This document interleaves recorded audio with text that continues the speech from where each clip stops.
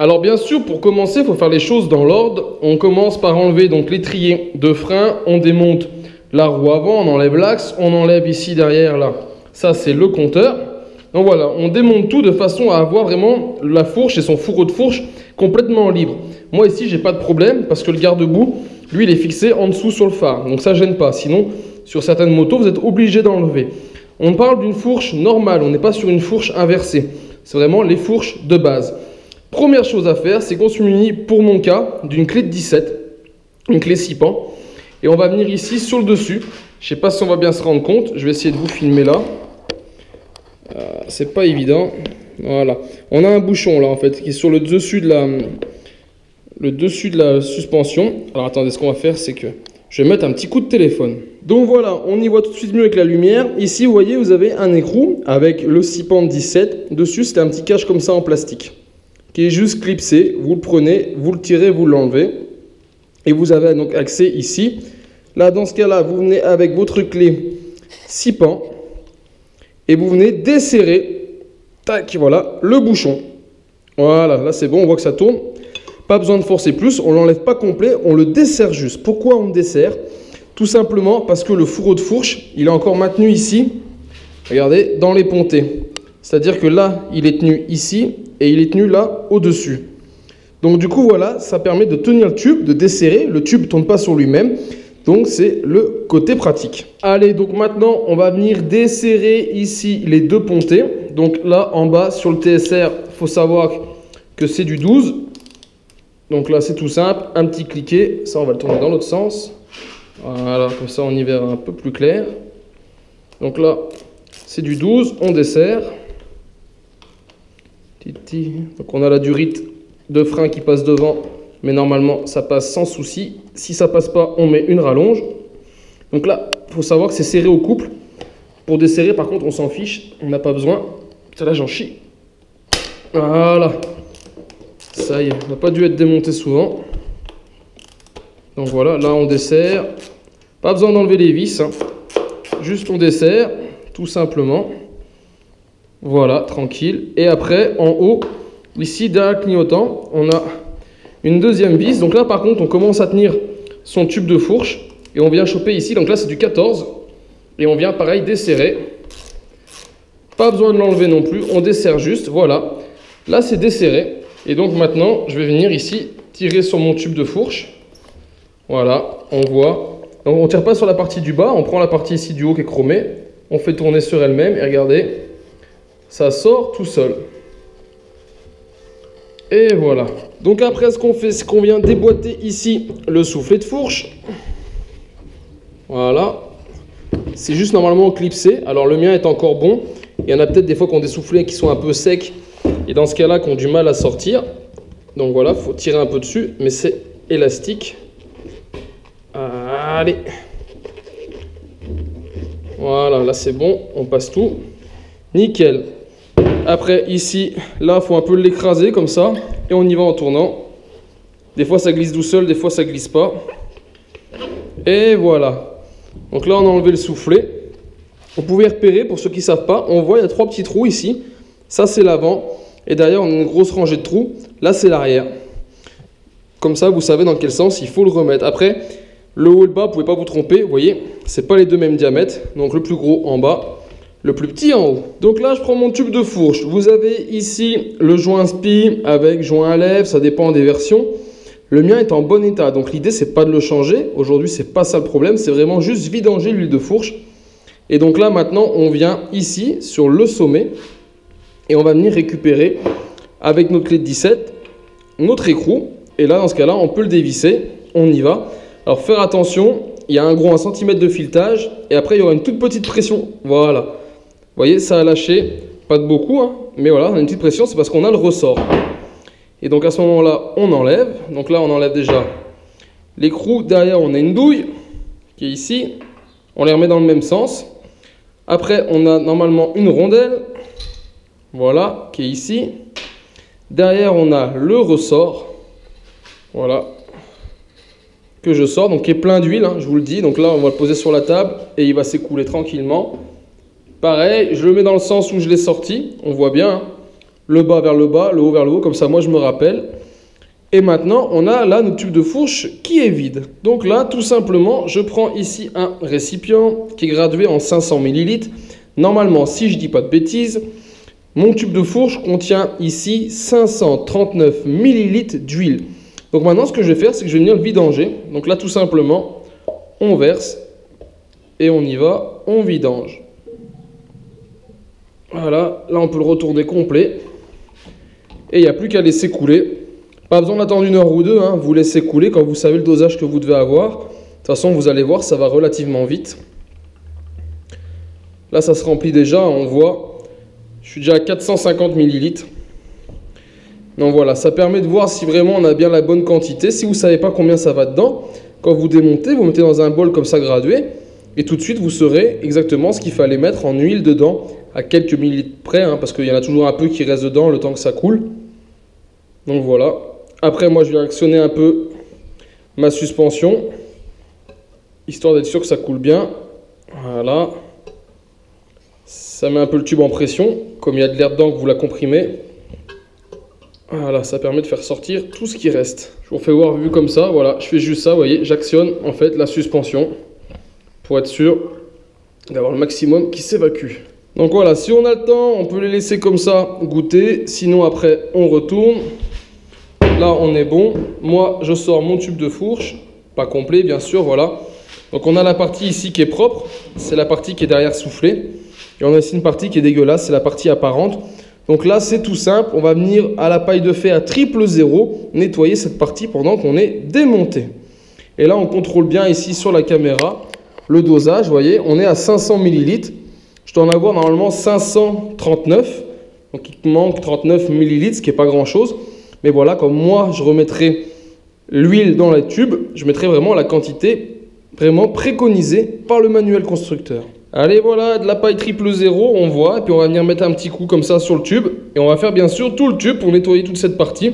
Pendant que c'est démonté, autant faire quelque chose de propre. Ah si, j'oublie quelque chose d'important. C'est avant de démonter ici votre tube de fourche, vous avez votre pontée supérieure. Il faut venir mesurer en fait de combien votre tube de fourche dépasse de votre pontée supérieure, de façon à remettre exactement le même réglage.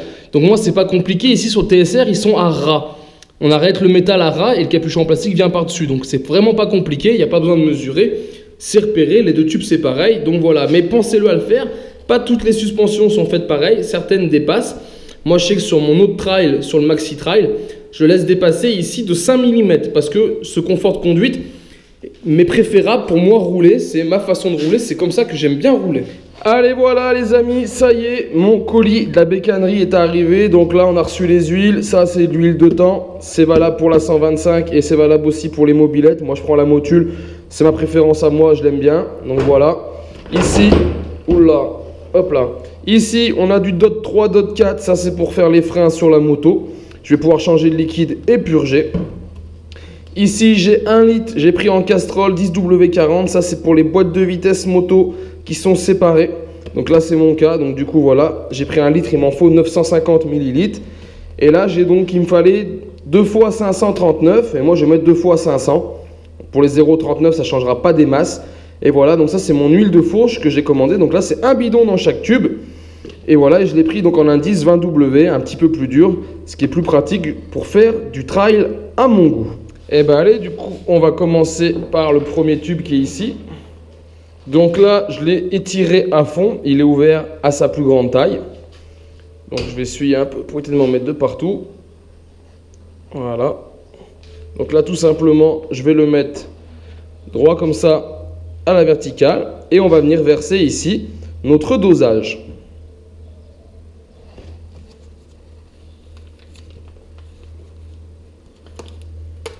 Voilà. Là, ça risque pas de s'envoler. Il y a même la capsule. Qu'est-ce que c'est que ce bazar? Et là, prends le petit couteau qui va bien. Voilà. Comme les pots Nutella, pareil. Faut enlever la capsule. Et puis voilà. Et du coup, là, on va venir directement verser dedans.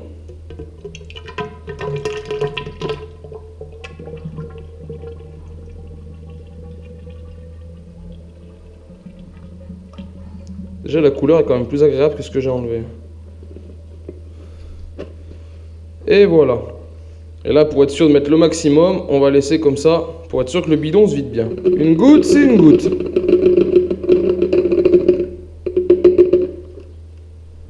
Yes, là on regarde, c'est bon. Je vois le liquide, donc là c'est cool. Là, on va venir légèrement pomper. Pas trop. Mais voilà. Essayer de purger un peu le système. Je sais pas si c'est bien ce que je fais, mais je fais comme ça. Voilà. Et après, donc on va venir remettre les pièces dans le sens où on les a enlevées. Donc là, on prend le ressort, on remet bien la tête en bas qui devait aller en bas. Exactement comme je l'ai enlevé. Voilà. Là, c'est bon. Après, ensuite, on remet la rondelle qui venait dessus. Puis, la douille. Voilà, nickel. On vérifie. Voilà, on ouvre bien le tube à fond. C'était pas le cas. Comme ça laisse de la marge. Et on va venir remettre l'écrou. Donc là, on va dire c'est ce qui est un peu de plus dur, ce qu'il faut mettre en pression et en même temps visser. Donc moi, je fais avec la paume de la main. Voilà, et normalement, un quart de tour et c'est réglé. Voilà, vous voyez, comme ça, là, c'est amorcé. J'ai plus qu'à venir le serrer. Donc il y a un petit joint, on fait attention. Et on va serrer ça tout doux. Pour commencer à la main, tranquillement. Et on mettra un coup de clé à la fin pour être sûr là que ça morde bien et qu'on n'abîme rien. On va comme ça jusqu'en buter. Hein.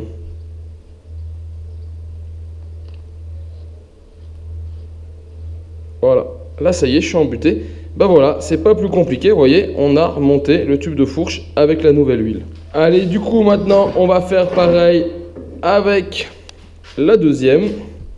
Donc voilà, on se remet pareil debout, on prépare. Voilà. La languette de Nutella. Mince. Vous voyez, rien de compliqué, hein. C'est comme tout. Allez, c'est parti et on verse. Voilà. On attend.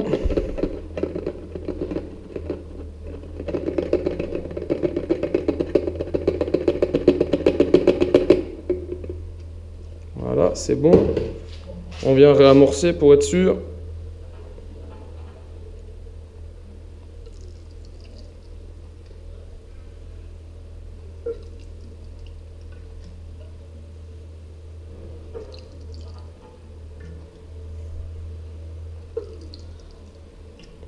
Et voilà. Et on refait pareil, on remet bien le ressort. Donc normalement ceux-là n'ont pas de sens, mais bon, dans le doute, on les remet dans le sens où ils étaient. Ça évitera des erreurs. La rondelle, la douille. Et voilà, on remet le bouchon pareil. Donc je refais voir. On prend avec la paume, c'est plus simple. On se prépare pour pouvoir faire une rotation. Donc on écrase et on tourne. Et voilà. Comme ça c'est fait, vous voyez, vous galérez pas à le remettre. Et après, vous venez finir le tour complet. Jusqu'à ce que vous soyez embuté. Et on viendra serrer à la clé une fois qu'on l'aura remis en place dans les têtes de fourche. Voilà. Ah, ça marche. Ça pompe les amis, ça pompe.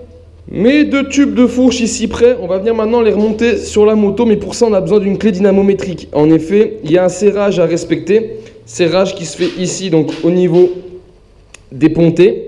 Donc là, on a deux boulons là et on en a un là. Voilà, il faut respecter. Donc nous, on va les serrer à 2 mètres kilo, ce qui représente sur les clés qui sont graduées comme ça en newton mètre, 20.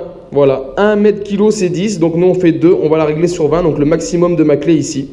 Donc moi, là, c'est tout simple. Là, il y a plusieurs types de clés. Moi, celle-ci, relativement simple. On descend le curseur ici. Vous voyez, on le met en face du 20. Donc je vais vous faire une démonstration avant. On va la mettre ici sur 5 kg. Quand je vais serrer ma clé, en fait, elle va travailler. Donc je vais tirer comme ça, elle va s'écarter et vous allez voir comment ça fait. Hop là. Là, quand ça lâche, c'est qu'on a atteint la pression. Donc là, j'avais pas mis lourd, hein, j'avais mis que 0,5. Donc là, nous, on va la régler donc sur le 20. Parce que nous, ce qui nous intéresse, on a dit, c'est 2 mètres kilo. On met pas plus, hein. L'idée, donc après on est sur un trail, c'est comme un peu les trials aussi. Faut pas que ce soit serré dur, hein. Faut que ça puisse en cas de chute aussi tourner, pourquoi pas, hein. La roue elle peut se mettre en travers, c'est pas grave, on la redresse après contre un poteau ou autre.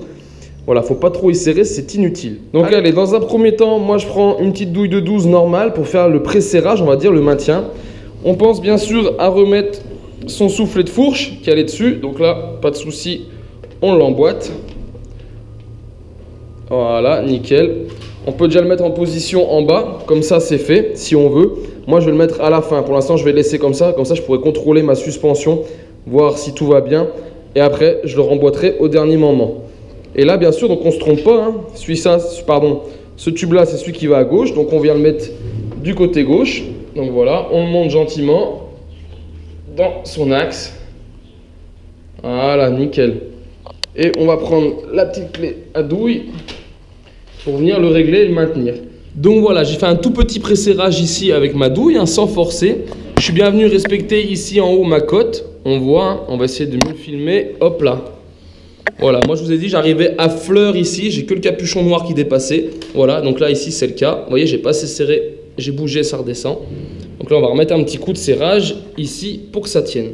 Et voilà, on met un tout petit coup de cliqueté pour que ça tienne. Comme ça je peux vous refaire voir. Donc vous voyez, on respecte ici la cote.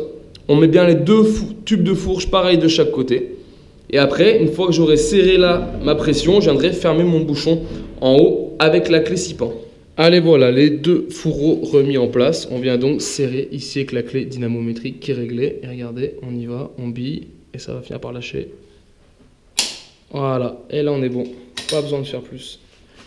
Et on fait le deuxième écrou pareil. Allez, et voilà, ça lâche tout de suite. C'est là, il était déjà bien serré à la main. Et ben voilà, les amis, c'est tout simple.